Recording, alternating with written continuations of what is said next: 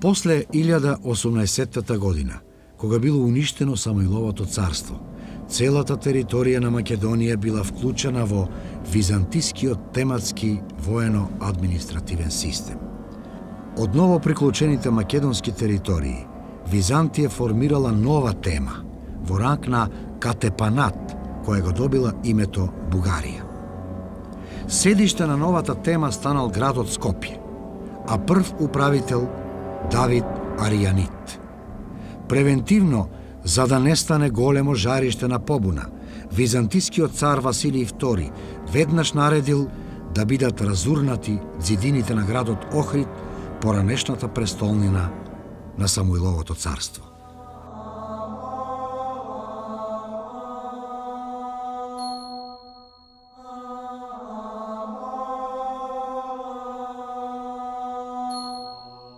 Во текот на втората половина на 11 век, наместо пространата тема Бугарија, во Македонија биле создавани поголем број главно мали по обем теми. Единствено Солунската тема останала поголема. Новите теми се состоеле од еден покрупен градски центар заедно со својата потесна или поширока околина. Од крајот на 11 и во текот на 12 век познати се следниве византиски теми во Македонија: Солунска, Струмичка, Берска, Костурска, Мегленска, Пелагониска, Охридска, Вардарска, Скопска и други. Тематските граници биле променливи и се прекројувале во зависност од проценките на византиската власт, како најдобро би можела да одолее на внатрешните или надворешните предизвици. Така, познато е, например, дека малата охридска тема привремено била приклучувана кон поголемата драчка тема, со главна цел да се организира подобра одбрана од надворешните навлегувања, нормански, крстоносни, српски и други. Покрај надворешните навлегувања и востанијата на Петар Делјан и Ѓорги Војтех представувале фактор кој привремено го нарушувал нормалното функционирање на византискиот административен систем во Македонија. Покрупните теми били управувани најчесто од дуксови, а помалите од катепани и стратези. Значи, евидентно е постоењето на мали воени и мали фискални теми кон крајот на 11 век на просторот на Македонија, кои главно биле под контрола на големите и стари драчка и солунска тема. Според ревидираните мислења во византологијата во периодот на 11 и 12 век, главно се бележи тенденција на константен економски развој, кој меѓу другото подразбирал земјоделски и урбан развој во провинциите на Византија. Таквата оценка секако се однесува и за просторот на Македонија. Во овој период се бележи разложување и распаѓање на селската општина за сметка на растеж на крупниот феодален земјопосет. Примери за таквата тенденција може да се најдат во преписката на архиепископот Теофилакт. Слободните селани на разни начини биле претворени во феодално зависни луѓе, кои биле поделени во повеќе категории. Основната категорија на зависни лица биле познати под името парици. Исто така, како посебни категории зависно население, треба да се споменат отроците, клириците и робовите. За време на византиското владење во Македонија, во пракса бил присутен имунитетот екскусија. Тоа всушност значило дека византиската држава одстапувала почесто финансиски, а поретко административно-судски права на феодалните господари. Доаѓањето на византискиот цар Алексиј I Комнин 1081-1118 година на власт, без сомнение предизвикало подолгорочно стабилизирање на византиската власт на еден поширок простор. Времето на неговото владење било одбележено со започнување на повеќеслојни позитивни промени во развојот на Византија. Постојат мислења според кои неговото име потребно е да се вброи меѓу најзначајните и најголемите византиски цареви. Но веднаш по доаѓањето на власт, византискиот цар Алексиј I морал да се соочи со големата норманска опасност од запад. Норманскиот владетел Роберт Гвискард и неговиот син Бомеунд Таренски, по утврдувањето на своите позиции во поранешните византиски владенија во Јужна Италија, пролетта 1081 година организирале голема воена кампања. За основна цел на големата кампања било поставено проширувањето на норманската власт од другата страна на Јадранското море кон балканските владенија на Византија. Норманското освојување на Драч представувал главен предуслов за успешно продолжување на воената кампања по патот Вија Егнатија и пошироко на просторот на Албанија, Епир, Тесалија и југозападна Македонија. Сериозноста на ситуацијата наложувала личен воен ангажман на византискиот цар. Според Ана Комнина, кога царот Алексиј I во август тргнал од Цариград кон Драч, во редовите на неговата војска имало разновидни и разнородни воени трупи. Меѓу воените единици и командантите кои се наоѓале под византиска команда се споменуваат Антиох, кој заповедал со македонците, Александар Кавасила, кој заповедал со тесалијците, а Татики, тогаш велики примикерии, заповедал со турците кои живееле околу Охрид. На 15 октомври 1081 година тој со својата војска пристигнал пред Драч, а по само 3 дена се впуштил во отворена и жестока битка со норманите. Византиската војска на чело со Алексиј I доживеала катастрофален пораз. Во тие тешки околности, според Ана Комнина, царот Алексиј I со својата придружба избегал од боиштето и по 2 деноноќија патување преку планини и по лоши патишта стигнал во Охрид. Опоравувајќи се малку во Охрид и одморајќи си го телото, царот Алексиј I потоа се упатил во Девол за да ги дочека своите разбегани војници. Во Девол царот наредил разбеганите војници да се собираат во Солун, каде и самиот се упатил. Паѓањето на градот Драч во нормански раце сепак се одолговлекло неколку месеци, односно до февруари 1082 година. Се создале услови за натамошни нормански освојувања кон Епир, Тесалија и Македонија. По доживеаниот втор воен пораз од норманите, овој пат во битката кај Јанине во Епир, царот Алексиј I, сосема слично како по поразот кај Драч, со дел од војската успешно го предводел и второто повлекување. Избегнувајќи безбројни големи опасности, Алексиј I повторно се спасил, овој пат минувајќи преку Струга, за да стигне во Охрид. Според известувањето на Ана Комнина, царот Алексиј I заминал од Охрид, упатувајќи се кон Вардар за да собира нова војска, која му била потребна за следниот судир со норманите. Новата битка најверојатно се одиграла летото или почетокот на есента 1082 година, но местото на одигрување не може со сигурност да се утврди. Последователните порази кои ги доживеала Византија во трите битки 1081-1082 година против норманите истовремено представувале неуспешни обиди да се сопре норманското напредување во внатрешноста на Балканот. Според Ана Комнина, повраќањето на Роберт Гвискарт во Италија пролетта 1082 година, командата врз норманската војска веќе е имал превземено неговиот син Боемунд. Тенденцијата за превземање на успешни воени акции против Византија, Боемунд ја продолжил со освојувања во Македонија. Петар Алифа ги завзел двата полога, Горен и Долен, додека Пунтесии завладеал со Скопје. Потоа Ана Комнина изнесува сосема кус опис за делумното освојување на Охрид од страна на норманите. Лично Боемунд по повикот од охриѓаните брзо пристигнал до Охрид, задржувајќи се таму кратко време. Не постигнал ништо или без да може да направи нешто, бидејќи Ариеби ја бранел Охридската тврдина. Значајно е да се наведе еден општ податок од Ордерик Виталис.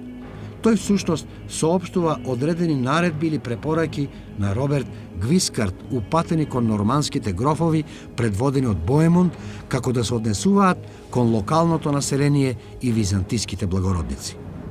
Меѓу другото, се открива дека треба храбро да се борат, но само доколку бидат нападнати од противникот. Исто така им било наложено да не го вознемируваат локалното население и да не го предизвикуваат против себе. Напуштајќи го Охрид, со главнината од војската, Боемунд се упатил за острово, веројатно по патот Вија Егнатија преку Преспа и Пелагонија. Во понатамошниот тек на норманските освојувања во Македонија 1082-83, по Охрид како засегнати градови и тврдини од продорот на Боемунд се споменуваат Острово, Соск, Сервија, Верија, Воден и Меглен. Следувал период од византиско-норманската војна исполнет со динамични пресврти. Пролетта 1083 година Боемунд ја продолжил офанзивната војна кампања за освојување на нови византиски владенија во Македонија и Тесалија. Во еден силен налет, пред да се упатат кон Лариса, норманите успеале да ги освојат важните градови Пелагонија, Битола, Трикала и Костур. Но потоа следувале два тешки пораза – битката кај Лариса и битката за Костур, од кои норманите до крајот на војната не можеле да се опорават. Најпосле, крајот на византиско-норманската војна се случил 1085 година. Византискиот цар Алекси I Комнен за време на своето долгогодишно владење без своја волја бил инволвиран во големото движење од западот, првото крстоносна војна. Ова движење било организирано и предводено од западноевропските, главно француски благородници, како и од папските великодостојници, и за главна цел имало ослободување на Христовиот гроб во Ерусалим. Во контекст на овој поход, балканските владенија на Византија се нашле како транзитна зона на крстоносците. Постојат византиски, но уште повеќе западноевропски извори кои известуваат за овој крстоносен поход. Според тие известувања, поминувањето на крстоносците низ балканските владенија, во тој контекст и на Македонија, се датира кон крајот на 1096 и во првите месеци на 1097 година. Првата крстоносна војска која поминала из Македонија е онаа предводена од Боемунд Таренски. Имено тој од Албанија влегол во територијата на Македонија преку Костор и потоа го продолжил напредувањето кон Константинопол. Втората крстоносна војска ја предводел францускиот благородник Рајмунд Тулуски, кој што по патот Вија Егнатија се пробивал низ балканските простори. Така тој кон крајот на 1096 година тргнал од Франција преку Јужна Италија, Далмација, за да стигне во Драч. Во Драч бил пречекан од управникот Јован Комнин, кој што потоа го препратил понатаму во патувањето. Иако декларативно била постигната спогодба, крстоносците да поминуваат мирно низ балканските простори и да бидат снабдувани со прехранбени продукти, Византија тоа не го почитувала. Тие често биле напаѓани и за тоа известуваат западните извори. Според францускиот автор Рајмунд од Ажил, крстоносните војски постојано биле напаѓани при своите преминувања во Македонија од узите, куманите, печенезите и турците. Секако ова се смета дека се наемнички војски на Византија. Последната крстоносна војска која поминала низ територијата на Македонија е онаа предводена од херцогот Роберт Нормандиски и грофот Стефан од Блуа и Шартер. За ова добиваме информација од познатиот француски хроничар Фулкер од Шартер, која напишал историјата Ерусалимската историја. Според неговите податоци, крстоносците кон крајот на 1096 година почнале со патувањето кон Балканот. По известни тешкоти, тие го поминале Јадранското море и се истовариле кај Драч во Албанија. Потоа го продолжиле патувањето по копнен пат. При ова патување интересно да се споменат одредени топоними кои што ги споменува Фулкер од Шартер. Па така, например, градот Охрид е наречен Лукреција, а градот Битола Ботел. Исто така, Фулкер од Шартер ја споменува и реката Вардар. Од богатата ризница на податоци во писмата на Теофилакт Охридски постојат ретки фрагменти кои се однесуваат на преминувањето на крстоносците низ Македонија или по-конкретно низ некои од епархиите на Охридската архиепископија. Обраќајќи му се на китарскиот епископ после одредена пауза во комуникацијата, Теофилакт значителен дел од писмото посветува на двете причини кои придонеле за тоа. Првата причина била преминувањето на франките или навлегувањето, или не знам како поинако да го наречам, кое толку не опфати и не привлече, што дури ни самите не се чувствувавме. Втората причина била што Теофилакт не бил во можност да најде сигурен и доверлив курир за праќање на писмата, но бидејќи веќе се навикнавме на пакостите на франките и ги поднесуваме злата полесно од претходно, зашто времето е добар учител на се, па затоа понекогаш сме господари на себе си. Податокот на Теофилакт упатува на тоа дека за време на поминувањето на крстоносците 1096-1097, состојбата во Охрид и пошироко била неповолна, одразувајќи се најмногу на ограничување на движењето на луѓето и осиромашувањето на материјалните и човечките ресурси на градовите. После 10 години се бережи последниот обид на Боемунд Таренски да завладее со балканските владенија на Византија.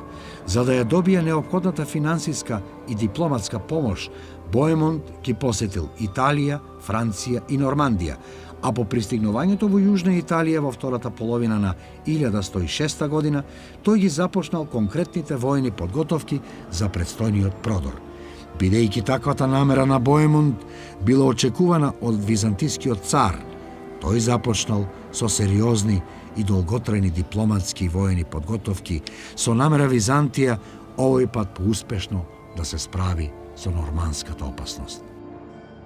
Токму во контекст на подготовките кои биле превземани за што подобро утврдување на градот Драч, Ана Комнина меѓу другото се осврнала на реката Дрим, при тоа опишувајќи го нејзиното течение од истекот на Охридското езеро до вливот во Јадранско море. Според авторката, реката Дрим се симнува од височините од езерото Лихнит, кое на варварскиот јазик се нарекува Охрид, од планината Мокра преку 100 канали. Тие како посебни рекички, на тој начин течат до реката кај Дебар во која се влеваат. Од тоа место реката се зголемува и се нарекува Дрим.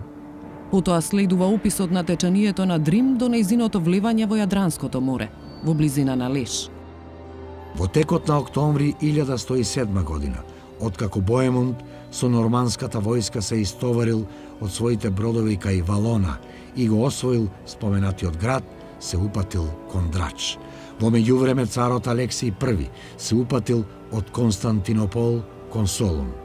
Овој пат намерата на Алексиј I била добро да ги утврди позначајните војни пунктови во Епир, Албанија и Западна Македонија. Од војниците кои биле обучувани во Солун, царот ги избрал најискусните и најхрабрите и ги испратил по клисурите и теснините каде се очекувало навлегувањето на норманите. Така, според известувањето на Ана Комнина, кон крајот на 1107 година, Александар Кавасила со конјаница и пешадија бил испратен да ја брани тврдината Петрела.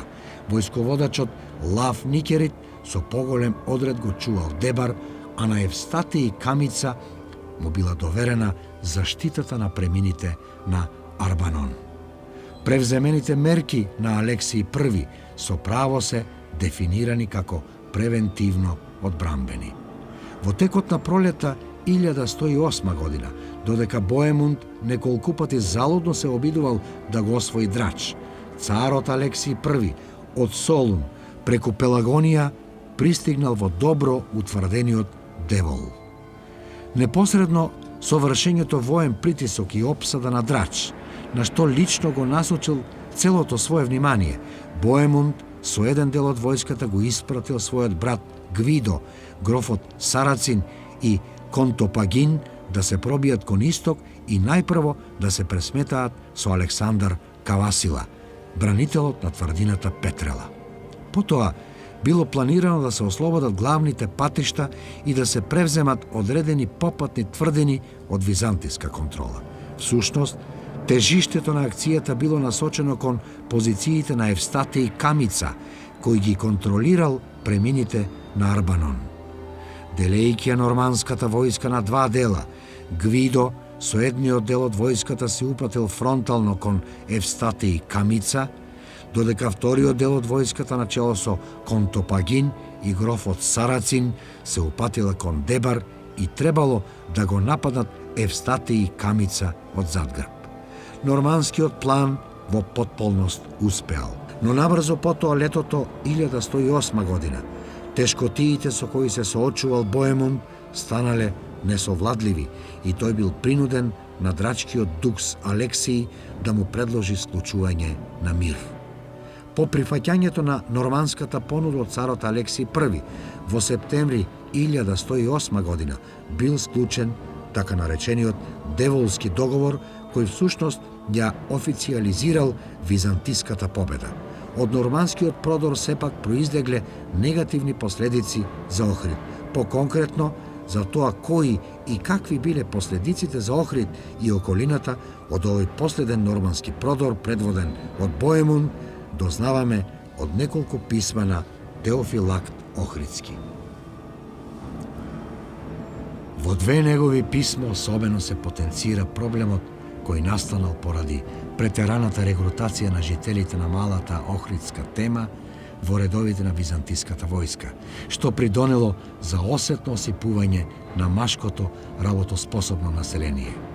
Во писмото, упатено до драчкиот дукс, Теофилакт директно барал да се прекине или барем да се намали собирањето на пешадија од Охридската тема под изговор дека темата е мошне мала и сиромашна и дека недостатокот на население уште повеќе ја влошува состојбата. Во богатата преписка на Теофилакт постои уште едно писмо кое можеби на најдобар начин ја доловува тешката положба во која се нашол градот Охрид и Македонија, предизвикана од навлегувањето на норманите во првата деценија на 12-тиот век. Писмото е упатено до магистерот Јован Пантехни и во него Теофилакт пишува: Работите во Охрид се многу страшни. Земјата на Мокра, а Мокра е дел од Охридско, е заграбена од робот и од стапникот. А Багора, тоа е голема планина во средината помеѓу бугарските и драчките планини, се наоѓа во рацете на бунтовникот. Со еден збор, се е лошо. Но да се надеваме на Бога и на грижите на моќниот цар, дека тој гуштер, кој што стоплен од зраците на царските добрини дигнал глава, лошо ќе помине и нема каде да се скрие. Времето на владење на византискиот цар Алексиј I Комнин во голем дел се совпаѓа со времето кога, како архиепископ во Охрид, се наоѓал познатиот Теофилакт. Од неговата сочувана писмена кореспонденција добиваме драгоцени податоци за неговиот живот и делување во Охрид. Тие податоци на посреден начин всушност ни откриваат важни фрагменти од поширокиот социјално-економски контекст во кој се наоѓала Македонија кон крајот на 11-тиот и почетокот на 12-тиот век. Поради потребата од обновување и зајакнување на воените ресурси и фискалниот капацитет на државата, Алексиј I бил принуден да спроведува ригорозни мерки. Превземените мерки подразбирале енормно зголемување на државните трошоци, кои единствено можеле да бидат надоместени со зголемување и поголема дисциплина при собирањето на даноците. Фискалните промени предизвикале незадоволство кај поситните и покрупните земјопоседници, на кои им биле ограничувани претходно стекнатите придобивки, привилегии и имунитетни права. Еден од погласните незадоволници од работата на државните даношни чиновници бил самиот Охридски архиепископ Теофилакт. Во неговите писма постојат бројни примери од кои може да се заклучи дека Теофилакт за време на неговиот подолг престој во Охрид се наоѓал во речиси континуиран судир со споменатите чиновници. Во неколку писма од преписката на Теофилакт централно место завземаат случувањата во врска со долготрајниот конфликт меѓу архиепископот и парикот Лазар. Преку случајот на парикот, кој бил искористен како експонент, даночните чиновници всушност ги подкопувале собственичките и имунитетните права и привилегии на црквата. Сето тоа одело во прилог на зголемување на државните за сметка на црковните приходи. Во едно писмо Теофилакт пренесува дека Лазар пред царот изјавил: Архиепископот бил дебел и многу богат, дека живеел како сатрап во многукатни згради и дека летувал и се разладувал во неговите добро проветрени куќи. Потребно е да се верува дека Охридската архиепископија и незиниот поглавар Теофилакт располагале со крупен движен и недвижен имот. Од податоците во писмата овозможено е да се добие единствено делумен увид во имотната состојба. Според тој увид, архиепископот, освен во Охрид и околината, поседувал или управувал со имоти во Пелагонија, Девол, Воден, Полог и Повардарието.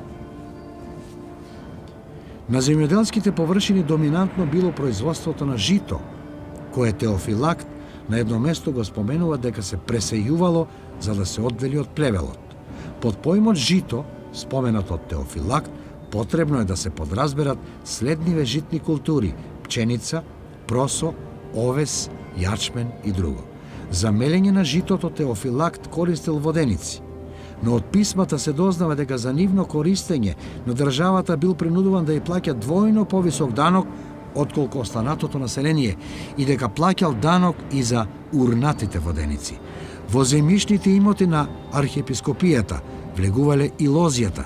Тие се споменуваат во контекст на тоа дека Теофилакт на престапниците кои биле осудени од црковниот суд им одземал лозија и ги приклучувал кон неговиот земјоделски имот. Од грозјето кое било добивано од лозијата било правено познатото охридско тенко вино. Во едно од писмата Теофилакт оставил сведоштво дека во негово време во околината на Охрид се одгледувала и маслинката. Треба се претпостави дека со нивна преработка се добивало масло. Архиепископијата по се изгледа располагала со пространи планински пасишта на кои се одгледувало ситен и крупен добиток. На едно место во писмата се споменува дека Теофилакт им доделил малку добиток на дел од своето зависно население. Се чини дека Теофилакт добивал големи приходи од црковните пасишта, што се заклучува од податокот дека неговите патишта биле полни со сирење, а од неговите ридови течело млеко. Во редот на стопанските гранки од кои црквата без сомнение имала значителни приходи, спаѓало рибарството. Тоа изгледа сосема природно, поради тоа што градот Охрид се протегал на бреговите на Охридското езеро. Од писмата се дознава најраспространетиот начин на кој се ловела рибата. Биле употребувани струги, прегради, кои грците ги нарекувале вади. На повеќе места во писмата се сретнуваат податоци дека Теофилакт испраќал охридски риби на своите адресанти, пријатели и поддржувачи ширум диецезата на Охридската архиепископија и пошироко. Тие насекаде биле познати како сладки риби, веројатно бидејќи биле вкусни за јадење или можеби дека биле сладководни. Интересно е тоа што се открива дека рибите за конзумирање биле подготвувани на два начини, како солени риби и риби испечени во леп. Најверојатно се работи за видовите на риба пастрмка и белвица. Посреден податок кој сведочи за функционирањето на трговијата во Охрид представува постоењето на градскиот пазар, каде бил забележуван и Теофилакт. Се смета дека присуството на Теофилакт на пазарот треба да се разбере како негова потреба да тргува со вишоците од земјоделско-сточарските продукти кои ги остварувал од своите имоти. Во писмата на Теофилакт на неколку места директно се споменуваат охриѓаните.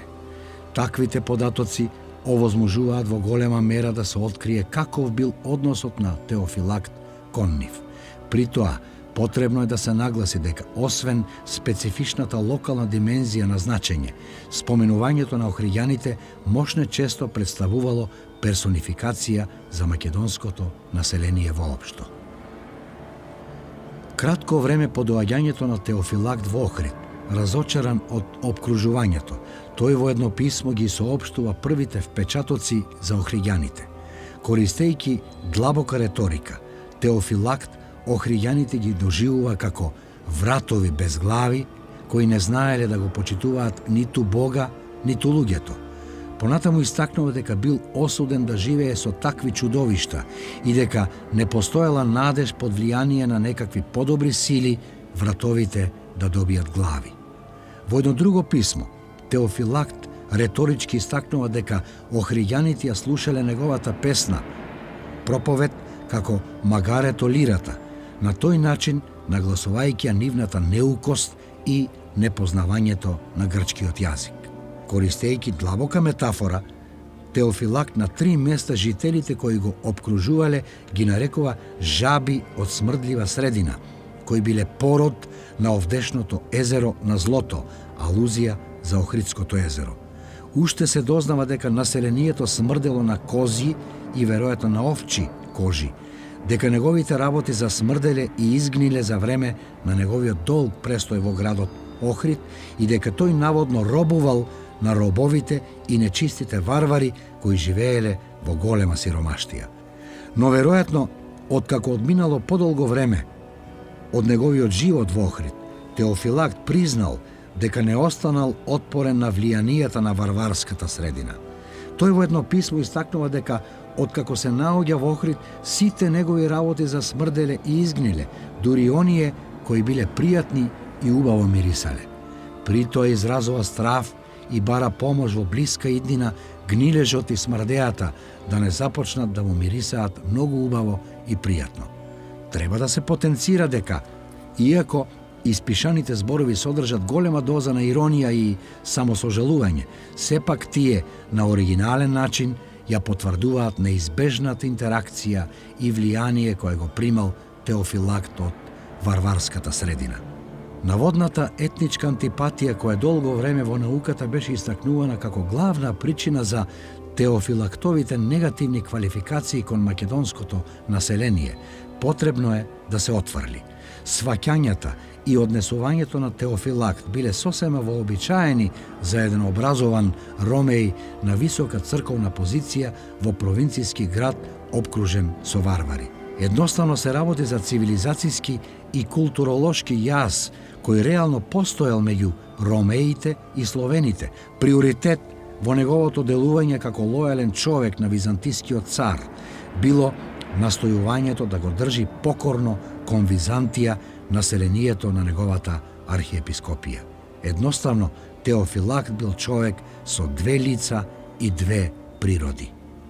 Византиската власт во Македонија во 12 век главно имала стабилен карактер.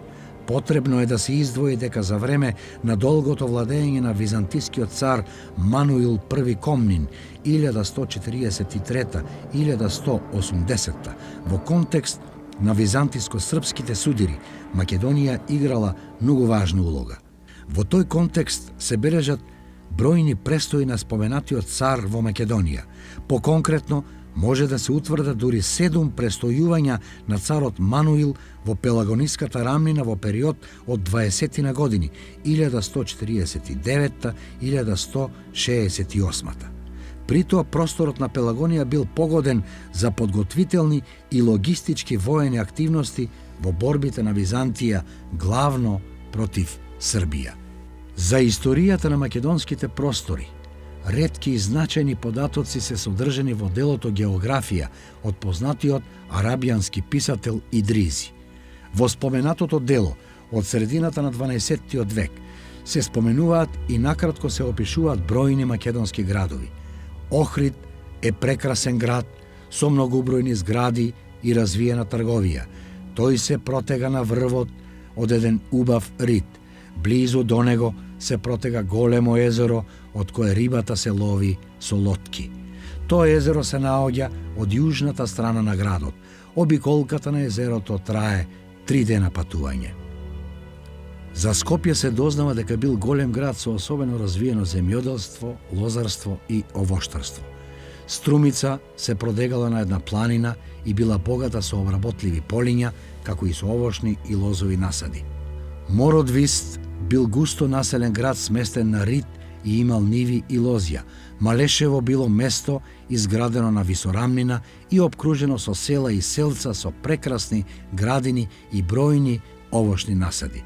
Острово било селиште обколено од големо езеро богато со риба, чија обиколка трае ден и половина патување. Воден бил град сместен на познатиот пат и бил оддалечен од Солун 2 дена патување. Сер бил убав град со многу згради, со лозја, со овошни насади и со ниви. Битола бил убав, прекрасен и пријатен град во кој се стигнувало од Охрид, одејќи кон исток за 2 дена, додека растојанието од Драч до Битола изнесувало 8 дена. Лерим пак бил оддалечен од Битола половина ден одење. Имал повеќе квартови со многу жители, а се наоѓал на една височинка. Уште се дознава дека полињата околу градот биле посејани со разновидни култури, а имало и многу лозја. Поголемиот дел од градовите биле аграрни населби. Солун и Сер биле поразвиени градови со повеќе занаетчиски работилници. Со смртта на царот Мануил во 1180 година завршила една блескава епоха и започнал еден од најсудбоносните периоди во 1000-годишната историја на Византија. На внатрешен план до полн израз дошле сепаратистичките тенденции на крупните магнати. Во 1185 година се бележи нов нормански обид за завладување на балканските владенија на Византија.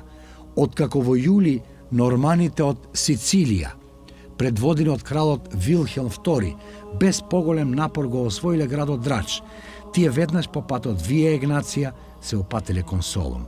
По повеќедневна обсада градот Солун паднал во нормански раце, иако бранителите изведувале храбри подвизи, скокајќи од зидините и без оружје, спротивставувајќи им се на непријателите. Најмногу поради губењето на Солун била предизвикана промена на византискиот престол, што воедно значило крај на династијата на Комнините. Во контекст за внатрешната нестабилност и сепаратистичките тенденции во Македонија треба да се истакне примерот со Добромир Хрс, користејќи ја зафатеноста на Византија околу обидите за ликвидирање на бугарското востание на браќата Петар и Асен. Крупниот благородник Добромир Хрс по потекло Влав се осамостоил во градот Струмица. Според историчарот Никита Хонијат, Хрс не им се придружил на браќата Петар и Асен кога тие во 1185 година се кренале против ромеите, туку кренал оружје против нив со своите 500 сонародници и станал сојузник на ромеите. Иако не се наведува во изворите, се смета дека Хрс и пред 1185 година делувал како крупен феодален господар во Струмичката област.